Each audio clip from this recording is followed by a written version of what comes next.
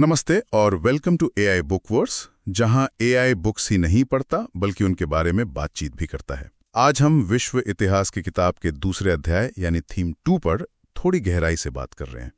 यह अध्याय एक ऐसे साम्राज्य के बारे में है जिसने दुनिया के नक्शे पर आप कह सकते हैं एक बहुत बड़ा निशान छोड़ा, रोमन साम्राज्य। हमारे पास इस अध्याय के कुछ अंश हैं, तो चलिए देखते हैं कि इस विशाल साम्राज्य की कहानी में क्या खास था और क्या दिलचस्प बातें छिपी हैं। पहली बात तो मुझे लगता है यही सोचने वाली है कि ये फैला कहाँ तक था। मतलब यूरोप का बड़ा हिस्सा, फिर पश्चिमी एशिया और उत्तरी अफ्रीका भी, 3 महाद्वीप। हाँ बिल्कुल। भूमध्य सागर तो जैसे इनकी अपनी झील बन गया था, है ना? सही कहा, उसे तो साम्राज्य का दिल ही कहते थे। इसकी सीमाएं देखें तो उत्तर में राइन और डैन्यूब नदियां, दक्षिण में सहारा रेगिस्तान तक, पूरब में ईरान के साम्राज्य से मुकाबला था। बाप रे। हाँ, काफी बड़ा था। तो इतने बड़े इलाके और इतने लंबे समय के इतिहास को समझने के लिए मतलब क्या तरीके हैं इतिहासकारों के पास? स्रोत क्या हैं? देखिए, स्रोत कई तरह के हैं। सबसे पहले तो लिखित स्रोत, जैसे उस जमाने के लेख, चिट्ठियां हो सकती हैं, भाषण, कानून वगैरह। फिर दस्तावेज हैं, खास तौर पर मिस्र में पेपाइरस नाम के पत्ते पर लिखे हुए मिलते थे। अच्छा, पेपाइरस पर? हाँ, इनमें रोजमर्रा के सौदे, हिसाब किताब, सरकारी आदेश, ऐसी चीजें मिलती हैं। और फिर जाहिर है पुरातात्विक चीजें, इमारतें, उनके खंडहर, बर्तन, सिक्के, दीवारों पर बनी तस्वीरें जिन्हें मोज़ाइक कहते हैं। ये सब मिलकर ही हमें उस समय की एक झलक देते हैं।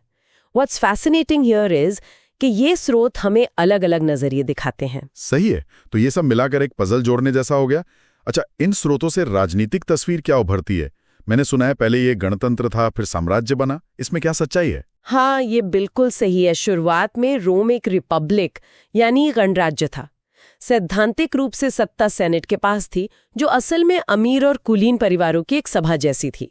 लेकिन फिर ऑगस्टस के समय से ये एक एम्पायर यानी साम्राज्य बन गया। अब सम्राट सबसे शक्तिशाली था। हालांकि सेनेट का महत्व फिर भी बना रहा, खासकर अमीर वर्गों के प्रतिनिधि के तौर पर। और सेना बहुत अहम थी। हाँ, सेना तो होगी। बिल्कुल, एक प्रोफेशनल सेना थी और कभी-कभी तो इतनी ताकतवर हो जाती थी कि सेनापति ही आपस में लड़कर सम्राट बनने की कोशिश करते थे।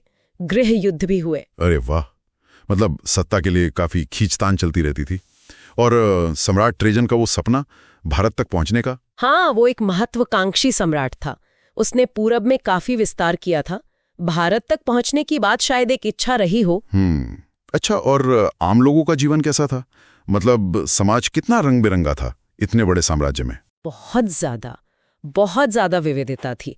देखिए, लातीनी और यूनानी भाषाएं भले ही प्रशासन और पढ़े लिखे ऊंचे तबके में चलती थीं, लेकिन साम्राज्य में अनगिनत स्थानीय भाषाएं बोली जाती थीं। जैसे मिस्र में कॉप्टिक, उत्तरी अफ्रीका में प्यूनिक और बर्बर, स्पेन और दूसरी जगहों पर केल्टिक भाषाएं थीं। अच्छा। और सिर्फ भाषा ही नहीं, खान पान, पहनावा, रीति रिवाज सब जगह अलग अलग थे। अच्छा। और साक्षरता भी, मतलब पढ़ना लिखना, वो भी अलग अलग लेवल पे था। कुछ वर्गों में ज्यादा था, जैसे सैनिक, अधिकारी, मैनेजर वगैरह।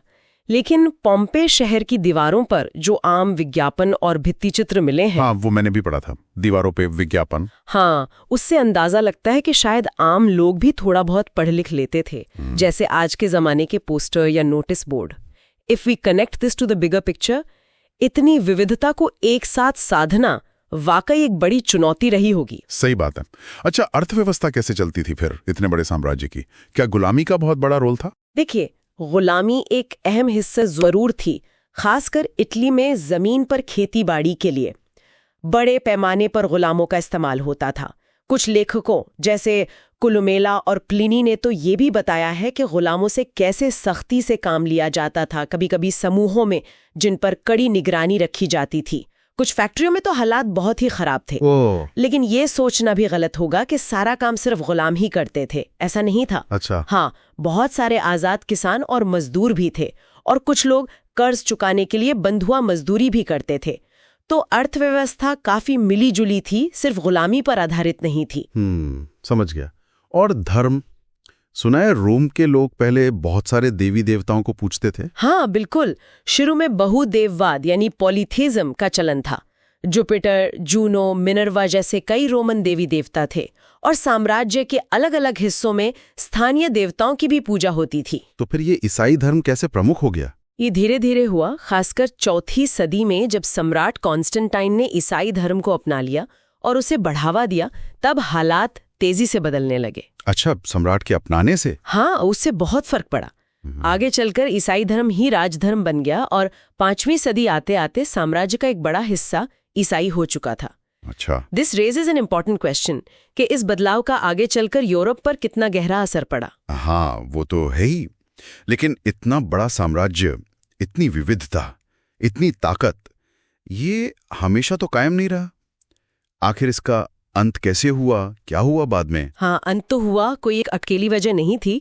तीसरी सदी के बाद मुश्किलें बढ़ने लगी थीं, अंदरूनी झगड़े बढ़ गए, सम्राट बहुत जल्दी जल्दी बदलने लगे, अस्थिरता आ गई।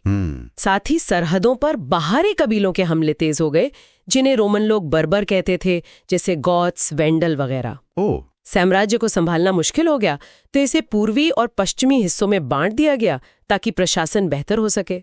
2 हिस्सों में? हाँ, पश्चिमी हिस्सा जिसकी राजधानी रोम या बाद में मिलान, रवीना रही, वो धीरे धीरे कमजोर होता गया और 5वीं सदी तक आते आते अलग अलग जर्मनिक राज्यों में टूट गया। लेकिन पूर्वी हिस्सा जिसकी राजधानी कॉन्स्टेंटिनोपल, आज का इस्तांबुल थी, वो काफी लंबे समय तक टिका रहा। उसे बाद में बाइजेंटाइन साम्राज्य के नाम से जाना गया। अच्छा, तो पूर्वी हिस्सा बच गया एक तरह से। हाँ, काफी समय तक। और फिर बाद में 7वीं सदी में इस्लाम के उदय ने भी इस पूरे इलाके का, मतलब भूमध्य सागर और मध्य पूर्व का नक्शा ही बदल दिया। तो ये सोचने वाली बात रह जाती है कि इतनी विविधता और इतने सारे उतार चढ़ाव के बावजूद ये साम्राज्य आखिर सदियों तक कैसे चला, और इसके बिखरने की कहानी से आज हम क्या सीख सकते हैं? क्या कोई सबक हैं जो आज भी काम के हों? बिल्कुल, ये सवाल तो सोचने पर मजबूर करता है। तो अगर ये चर्चा पसंद आई हो तो लाइक करें, चैनल को सब्सक्राइब करें और इसे अपने दोस्तों के साथ शेयर करें। शुक्रिया AI बुक फॉर्स देखने के लिए। मिलते हैं अगले बुक एडवेंचर में।